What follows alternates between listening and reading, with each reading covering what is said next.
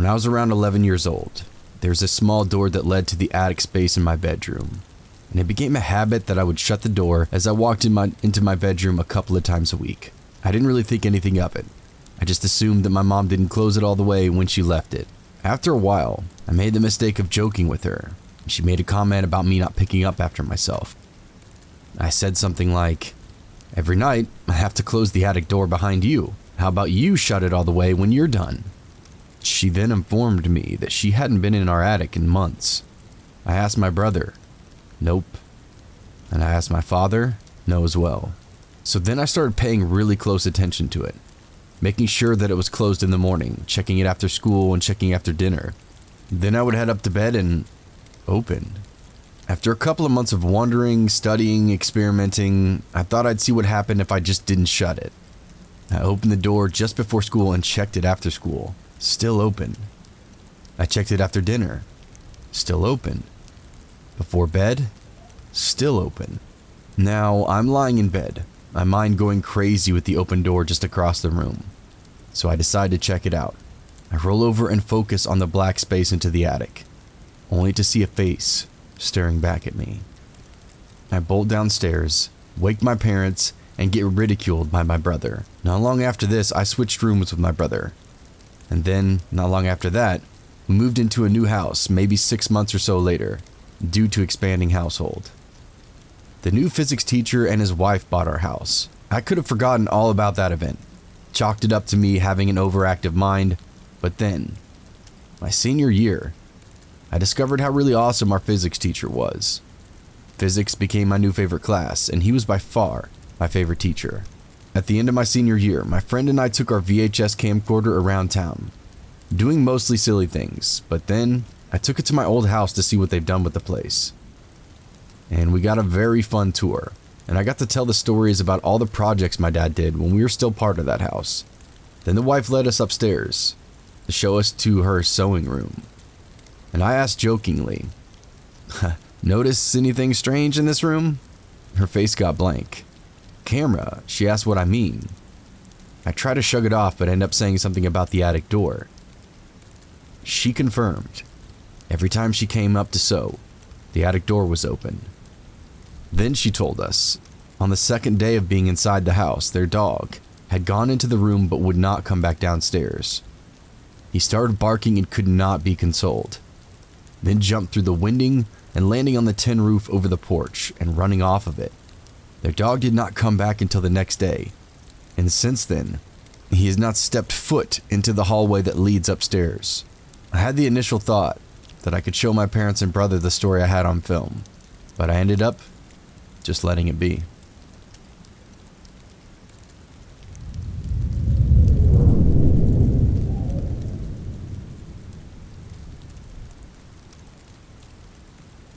I wasn't allowed to lock my door as a kid. I was about 7 years old, and one Saturday morning, I'd woken up around 7 or 8. Didn't know the beauty of sleeping in then, and had found out that my mom had locked her bedroom door when I tried to go in and wake her up. Childishly, I decided to go ahead and lock my door too, then figured I'd let myself enjoy a computer game until my mom woke up. I was actually in the middle of fighting Captain Hook when I realized that this weird metallic clicking noise wasn't actually coming from my game. With the way my room was laid out, my back was facing the door while sitting at the desk, but I had a clear view behind me if I glanced at the mirror that hung over my dresser to my right. The doorknob was slowly turning, but non-stop, as if someone was trying to sneak in quietly as possible. But it started to get impatient or agitated. I remember blinking a few times before asking, "Mom?" As soon as I spoke, it stopped. Now, by this time as a kid, I'd heard plenty of scary stories, and even stories that supernatural happenings had occurred around me as a baby, so I was a little more concerned. But being a pretty sensible kid, I figured I had to at least double check and make sure that it wasn't my mom pulling some sort of prank. I opened up the door, and the hallway was completely empty. Tried calling for my mom again, trying not to panic, and hoping that she was just elsewhere in the apartment, but nothing. Just the sound of birds and the occasional rumble from a car outside. The last bit of hope, I went to my mom's door and pressed my ear to the wood, hoping I'd at least hear her talking or moving around or something. Instead, All I heard were soft snores. Definitely wasn't her.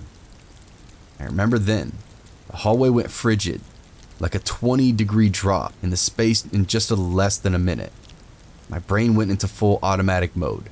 I took off running down the hall, headed straight for my Yorkshire Terrier's crate. I scooped her up, ran back down to the hall to my room, where I shut and locked the door immediately. Our dog was still pretty young, so she didn't really mind being carried or how I sat her firmly in my lap, watching the door apprehensively. I kept waiting for something else to happen, but finally after about 5 to 10 minutes, I turned around and went back to my computer game, trying to forget the whole thing. When I'd finally settled back in, I heard it once more, except this time, it wasn't soft or sneaky. As I turned to look at the mirror, my Yorkie growled sharply from my lap. I saw the doorknob twisting violently. The door started to bang, and my dog snarled and jumped off my lap, running for the door with her hackles fully raised and clawing. I didn't know what to do, so I did all I could think of. Closed my eyes and prayed. It's funny in retrospect thinking back now, because even back then I wasn't religious at all, despite being raised in a Catholic family and forced to do our first communion. The only thing I could think of to do was that, so I did, mumbling and stumbling through it, until my Yorkie's growls and barks finally stopped and the rattling disappeared completely. I think I stood there for a full 10 seconds before I started screaming my head off, waking my mom up and getting in trouble for making such a ruckus. But I was sure glad to hear her voice after all of that. To this day, I'm still not sure what happened. It was really the only weird, scary thing to happen in that apartment too, but I can remember every single detail, still to this day.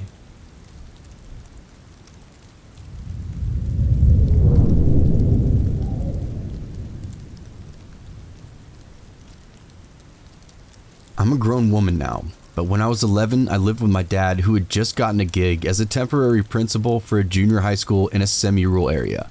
He had to start the job fairly quickly, so a kind teacher at the school let us rent his basement apartment. It was pretty sweet. The house was right next door to the school. Our landlord was a well-liked teacher with a wife and daughter my own age. One evening, my dad had to pop out to his office to fix a few things. This was in 1999, so we weren't all connected online.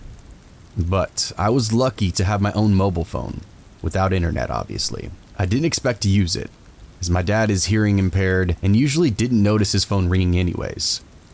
I expected him to be back in a few hours. No stress, I'm a big girl. Then there's a knock at the door, and I can see it's the landlord, who's also my school teacher. So I open the door and let him inside. He just has a few questions, and he sits down on the couch. We talked a little, but I start feeling like something's off. He seems a little drunk. His questions begin to get very invasive, and suddenly, he gets up to give me a hug. I don't want to hug. I got scared and managed to break away from him. He was trying to keep his grip on me though, and I actually start moving towards the door, but he then blocks me. Now I'm severely freaked out, and I keep moving around the apartment while small talking with him about school, trying not to let my fear show. He's telling me don't be scared. He's just my teacher, and he wants to get to know me better. This goes on for a half an hour. Thankfully, and suddenly my dad came home. He also had a bad feeling, and immediately noticed that our landlord is drunk, and tells him to get out. I told my dad everything that happened, and we locked the door from then on out. My dad had some acute health issues shortly after, and I had to stay with some relatives. After he got well, we moved to a new place, thankfully. However, a few weeks later, our landlord, the same one that came to our house, the same one that was my teacher at school, had been arrested. He'd been found at a gas station, chugging denatured alcohol. It turned out that he'd been abusing and raping his wife and 11-year-old daughter for years.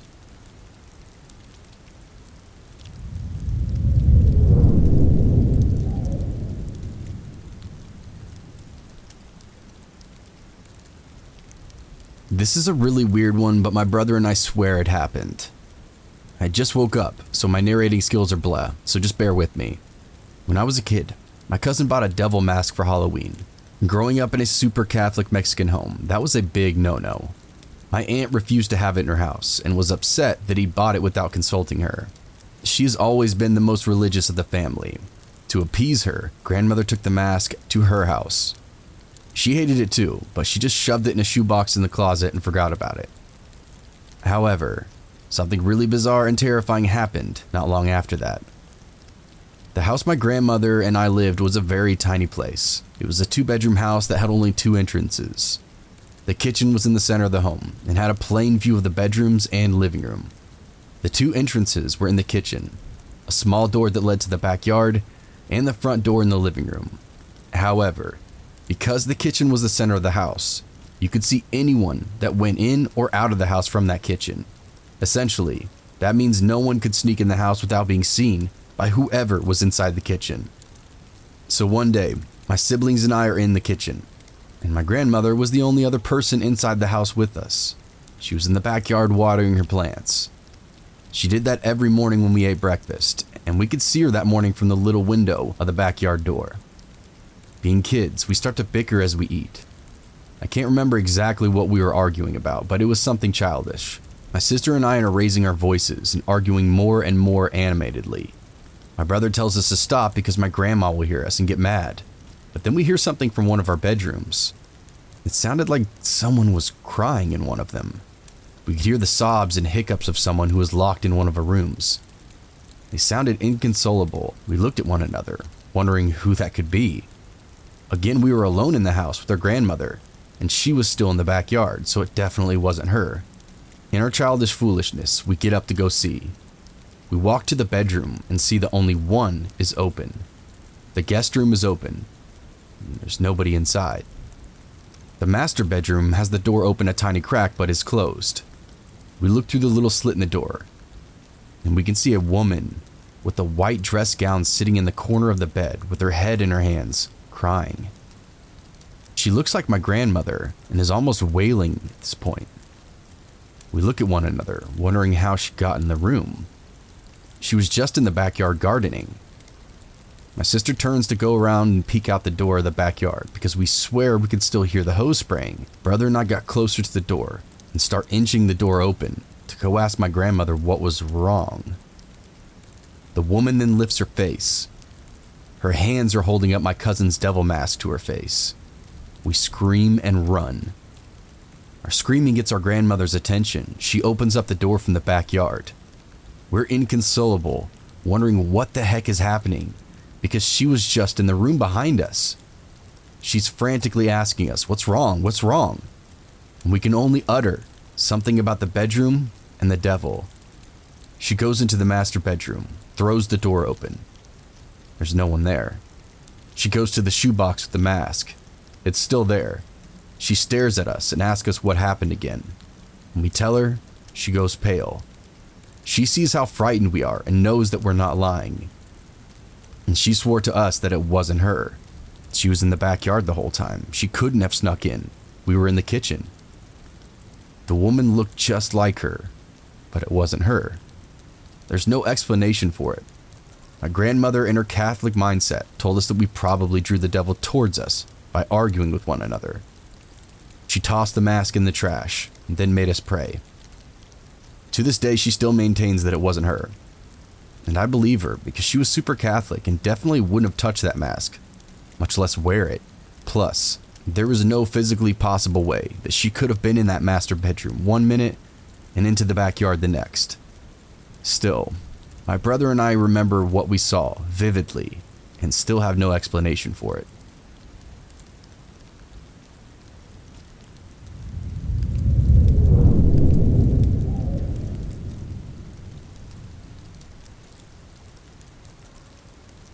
When I was a kid, my brother and I would get stuck babysitting the neighbor's kid.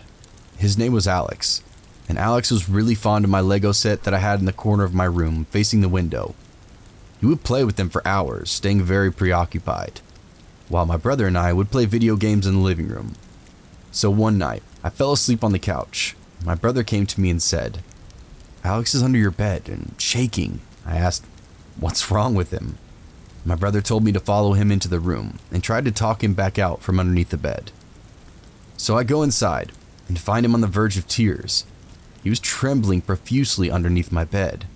So I asked him, "What's wrong? Why are you under there?" And Alex whimpered, "Him. while looking at my sliding closet. As I walked toward the bed in order to help him out, he ran. He ran all the way home, back to his house, said he was waiting on the front steps until his parents got home. So his parents were out to dinner with mine, and fast forward to when they all got home. He explained the whole story in detail to both his parents and mine. His explanation sent shivers down my spine. My mom told me that Alex was playing with Legos when he heard a slight murmur coming from my closet, something that resembled a faint vocalization of, "Come here." He said that he looked behind him and noticed that the closet had a slight opening with a light peering in. He stared at the crack until he saw an eyelid open. He said that there was a man in the closet. That's why he hid under my bed and gave a slight yelp, which was what attracted my brother. Family rushes back into the house and into my room. In horror, find that my closet door was completely open and a few things were missing. My window had been left open, which was previously closed, and a few things knocked over, which had not been touched previously. To this day, we still don't know what force we were reckoning with, or if it was just some random stranger that snuck into our house. Thank God nothing more severe happened after that.